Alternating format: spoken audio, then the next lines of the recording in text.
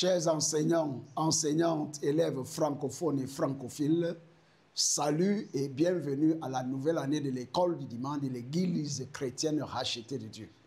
Par la grâce de Dieu, ce dimanche, nous verrons la leçon 8 et voici la revue de cette leçon dans le cadre de l'école du dimanche des jeunes adultes et des jeunes, édition 2025-2026. Nous vous remercions très sincèrement pour l'écoute de toutes nos précédentes revues de l'école du dimanche des jeunes adultes et des jeunes de l'année passée et même de l'année en cours. Aidez-nous à toucher plus d'enseignants et d'élèves en cette nouvelle année. Et aimez, partagez et abonnez-vous à cette chaîne YouTube de l'Église chrétienne rachetée de Dieu, direction de l'éducation chrétienne.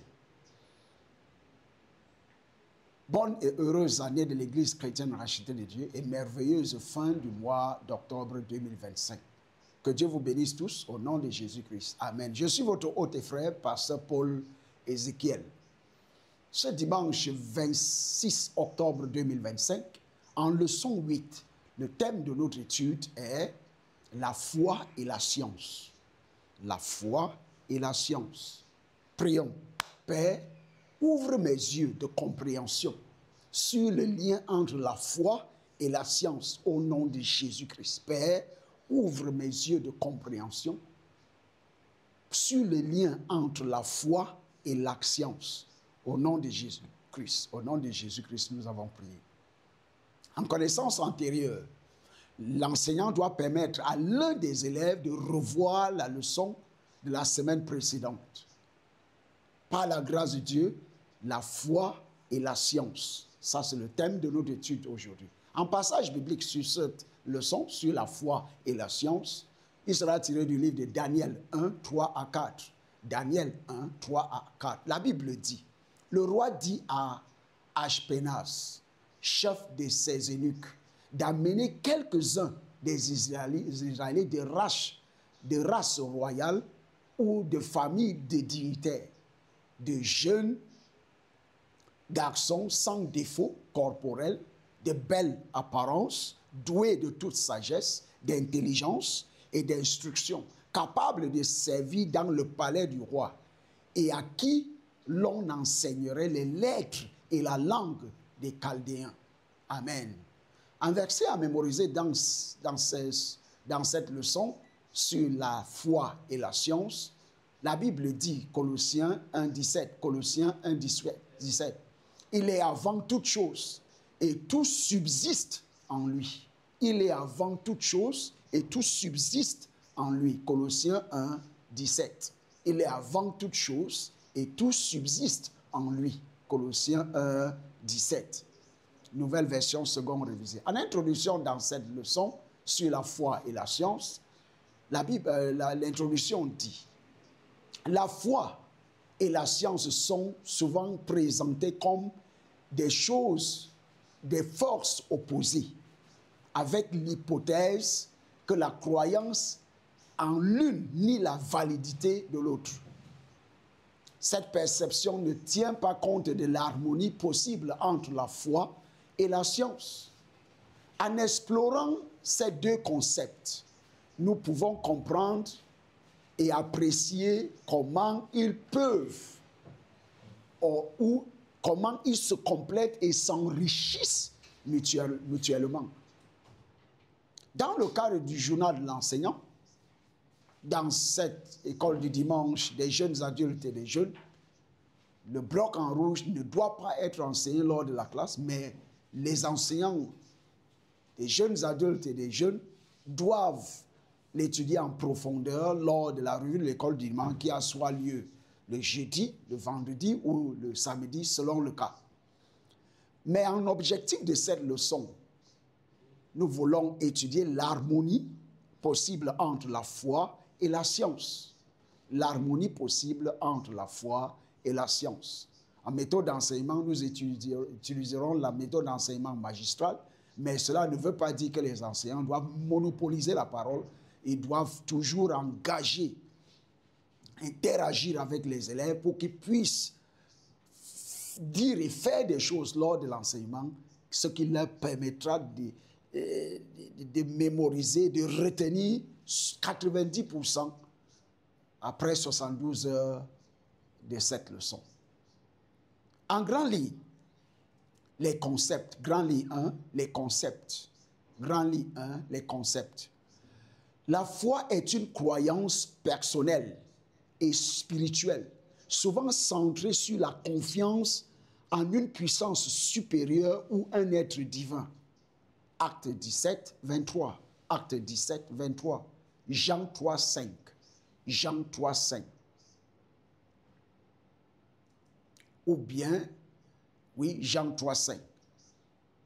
Elle implique, c'est-à-dire la foi, elle implique l'acceptation de vérités qui peuvent ne pas être prouvées dans la pratique, mais qui sont embrassées par la conviction spirituelle, la tradition et les expériences personnelles. Daniel 3, 16 à 18. Daniel 3, 16 à 18. Tous ces passages bibliques sont à lire par vous-même à la maison pendant votre étude. Hébreux 11, 3, Hébreux 11, 3, Acte 9, 3 à 6, Acte 9, 3 à 6. Pour beaucoup, la foi donne un sens, un but et une orientation morale. Pour beaucoup, la foi donne un sens, un but et une orientation morale. Hébreux 11, 1. Hébreux 11, 1. Hébreux 7, Hébreux 11, 1. Hébreux 11, 7 à 8. À l'inverse, la science est la découverte, la classification ordonnée et l'exposition des phénomènes appelés nature. C'est l'étude systématique du monde naturel par l'observation, l'expérimentation et le raisonnement fondé sur des preuves pour construire un ensemble de connaissances.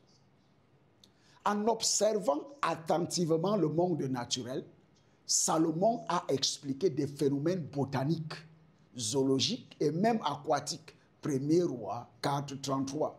1er roi 4, 33.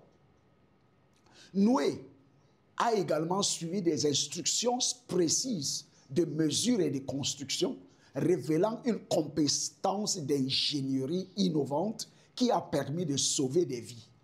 Genèse 6, 14 à 16. Genèse 6, 14 à 16.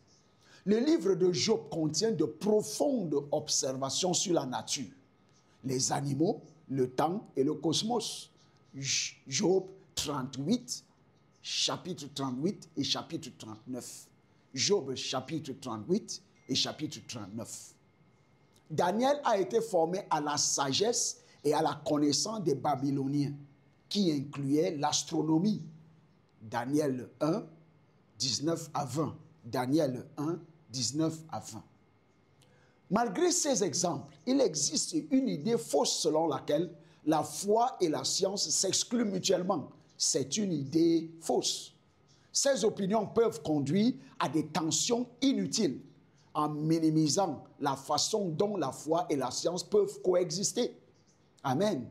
En activité de classe 1, comment distinguer la foi de la science? Comment distinguer la foi de la science? Grande ligne 2, l'harmonie. L'harmonie. Nombre de plus grands esprits scientifiques tels que Francis S. Collins, Isaac Newton, Galileo Galilei, Gregor Mendel, etc., étaient également des personnes croyantes. Leur foi a motivé leurs recherches et leurs découvertes n'ont pas diminué leur croyance en Dieu. Bien que certains aient placé leurs découvertes et leurs inventions au-dessus du Dieu vivant, ils ont refusé de le reconnaître. Psaume 53, 1 à 2. Psaume 53, 1 à 2. La croyance que l'univers est ordonné et régi par des lois cohérentes qui peuvent être découvertes découle d'une vision du monde fondée sur la foi. Ecclésiaste 3.1, Ecclésiaste 3.1, Genèse 8.22, Genèse 8.22, Ésaïe 40, 25 à 26, Ésaïe 40, 25 à 26. De même, la science peut approfondir la foi en révélant la complexité et la beauté du monde naturel. Par exemple, la découverte de la sphéricité de la Terre par la science approfondit la vision divine du prophète Ésaïe dans Ésaïe 40, 22. Ésaïe 40, 22. Les découvertes en astronomie, en biologie et en physique peuvent inspirer la crainte et l'émerveillement, amenant les croyants à s'émerveiller devant la complexité de la création. Psaume 19, 1 à 6. Psaume 19, 1 à 6.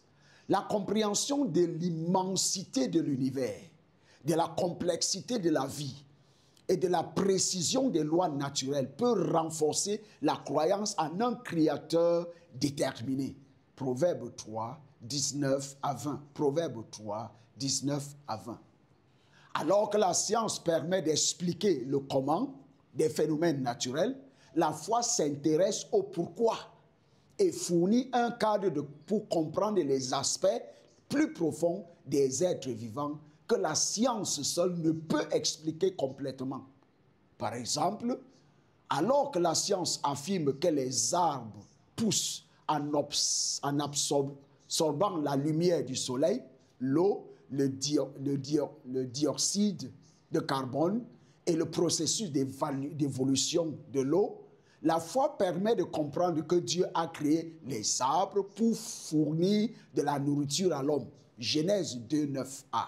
Genèse 2, 9a. Cependant, notre foi en Dieu doit être absolue, car nous sommes convaincus qu'il est un créateur parfait. Deutéronome 32, 4. Deutéronome 32, 4. Psaume 18, 30. Psaume 18, 30. Tandis que notre croyance en la science doit être intellectuelle. La science peut être utile pour découvrir la vérité sur les phénomènes naturels, mais elle est aussi sujette à des erreurs parce qu'elle dépend d'hommes mortels limités. Activité de classe 2. De quelle manière les découvertes scientifiques ont-elles élargi votre compréhension des événements et des faits bibliques? Partagez avec la classe. Partagez avec la classe. En conclusion, dans cette leçon, lorsqu'elles sont abordées avec un esprit ouvert, la foi et la science peuvent de manière complémentaire offrir des perspectives plus profondes sur les mystères de l'existence et rendre la vie bien meilleure. En évaluation, dans cette leçon, quel est le lien entre la foi et la science? Quel est le lien entre la foi et la science? En prière de clôture, Père, aide-moi à exercer une foi absolue en toi, au nom de Jésus-Christ. Père, aide-moi à exercer une foi absolue en toi, au nom de Jésus-Christ. Au nom de Jésus-Christ, nous avons prié. Amen.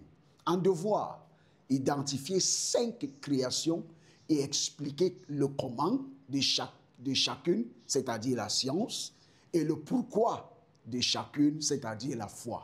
Amen. Tenez à vous rappeler que donnez votre vie à Jésus-Christ. Il vous fera comprendre, avoir la foi en lui et comprendre la science. La foi et la science doivent être complémentaires, doivent être utilisées de façon complémentaire pour pouvoir nous épanouir dans tous les domaines de notre vie. Que le Seigneur vous bénisse. Bonne étude, bonne écoute. Par la grâce de Dieu, à la semaine prochaine. Au revoir.